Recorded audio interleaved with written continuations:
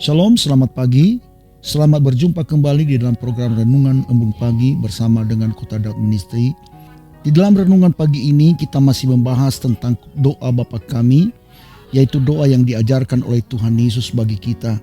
Di dalam doa Bapa Kami, kalau kita lihat di dalam Injil Matius pasal 6 ayat 10, dia berkata, "Datanglah kerajaan-Mu, jadilah kehendak-Mu di bumi seperti di surga." Saudaraku sekalian, doa Bapa Kami adalah pola doa yang diajarkan oleh Tuhan Yesus yang memiliki makna yang sangat dalam untuk kita pahami dan mengerti. Karena setiap yang diajarkan oleh Tuhan Yesus di dalam Alkitab memiliki pengertian yang sangat dalam yang tidak boleh diabaikan begitu saja. Walaupun tidak sedikit, para pengajar-pengajar Alkitab menganggap bahwa pola doa Bapa Kami adalah pola doa yang tidak perlu kita ikuti. Tapi sesungguhnya bagi orang yang sungguh-sungguh mencari kebenaran, pola ini harus benar-benar kita pahami. Karena memiliki makna yang sangat dalam yang tidak boleh ditinggalkan begitu saja. Tentang kalimat "datanglah kerajaan-Mu" memiliki makna bahwa doa setiap orang yang percaya harus berhubungan dengan kerajaan Allah yang ada di bumi sekarang ini.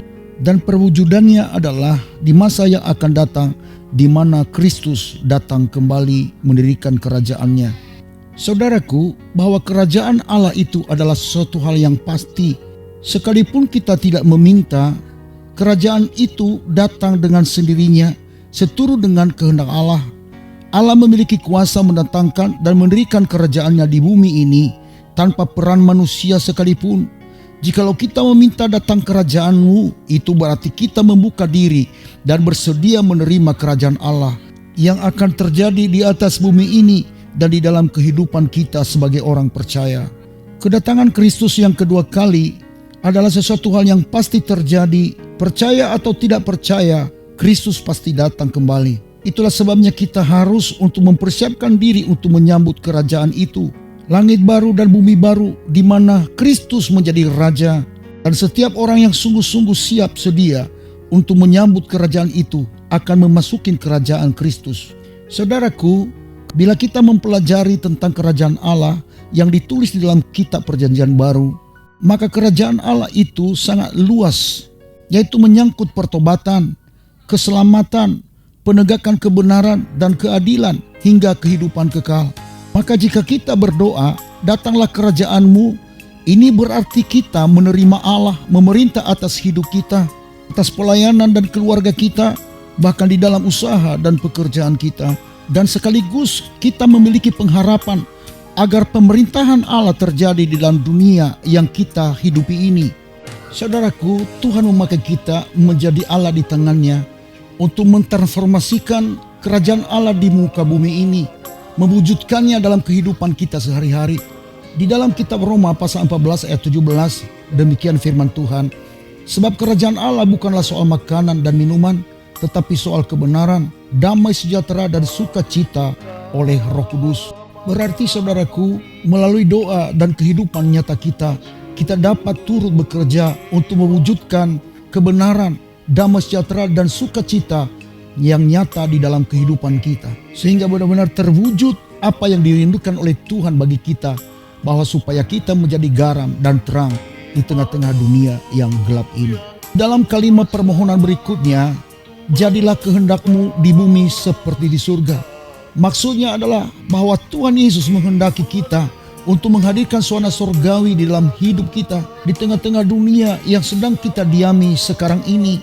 Walaupun lama sekali pandangan kekristenan memahami bahwa dunia ini adalah fana, penuh dosa, dan harus kita tinggalkan menuju surga. Seolah dunia ini adalah tidak begitu penting. Ya, memang dunia ini dan segala isinya akan segera berlalu. Namun perhatikan saudara, Tuhan mengutus kita di tengah-tengah dunia ini untuk mewujudkan kehendak Allah. Dan Tuhan Yesus menghendaki agar suasana bumi ini seperti suasana yang ada di dalam surga. Di surga tidak ada tetesan air mata, di surga tidak ada sakit penyakit, tidak ada kemiskinan dan kelaparan. Surga adalah tempat kediaman Allah yang penuh dengan damai sejahtera dan sukacita. Dan suasana itu Tuhan menghendakinya supaya terjadi di bumi. Saudaraku, Tuhan mengutus kita di tengah-tengah dunia ini untuk menghadirkan suasana surgawi dengan cara untuk menghancurkan segala pekerjaan-pekerjaan iblis Tuhan Yesus berkata di dalam Matius pasal 12 ayat 28, berkata demikian, tetapi jika aku mengusir setan dengan kuasa roh Allah, maka sesungguhnya kerajaan Allah sudah datang kepadamu. Saudaraku, Tuhan memakai kita untuk menjadi alatnya, untuk menghancurkan pekerjaan-pekerjaan iblis itu. Dia berikan kepada kita Roh Kudus, karunia-karunia yang telah dipersiapkan Allah bagi kita. Kita diutus untuk memberitakan Injil kerajaan Allah, agar Injil itu mereka diselamatkan. Setiap belenggu-belenggu dosa dan ikatan-ikatan iblis dapat dilepaskan oleh pemberitaan Injil, karena Injil adalah kekuatan Allah yang menyelamatkan setiap orang yang percaya. Tuhan Yesus berkata, sembuhkanlah orang sakit, bangkitkanlah orang mati, tahirkanlah orang kusta, usirlah setan-setan. Tuhan Yesus telah memberikan kepada kita kuasa. Itulah sebabnya kita berdoa supaya kuasa itu nyata di dalam kehidupan kita sebagai orang percaya. Dalam doa Bapa kami, Tuhan Yesus mengajarkan kita, datanglah kerajaanmu, jadilah kehendakmu di bumi seperti di surga. Kalau Tuhan Yesus mengajarkan kita tentang hal ini, maka kita meminta kepada Dia agar benar-benar terwujud di dalam kehidupan kita sebagai orang yang percaya, agar kerajaan Allah datang di dalam kehidupan kita dan di muka bumi ini, dan kehendak Allah agar suasana bumi ini seperti suasana yang ada di surga. Saya Pendeta Zaluhu di sini. Saya ucapkan selamat pagi, selamat beraktivitas. Tuhan Yesus memberkati kita sekalian. Shalom, Maranatha.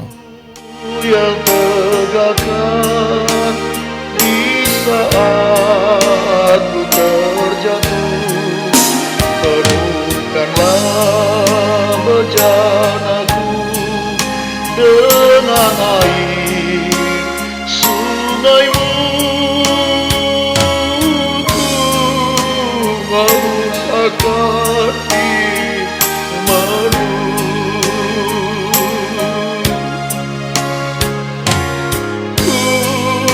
Haus akan firman-Mu. Terima kasih buat firman-Mu. Haleluya.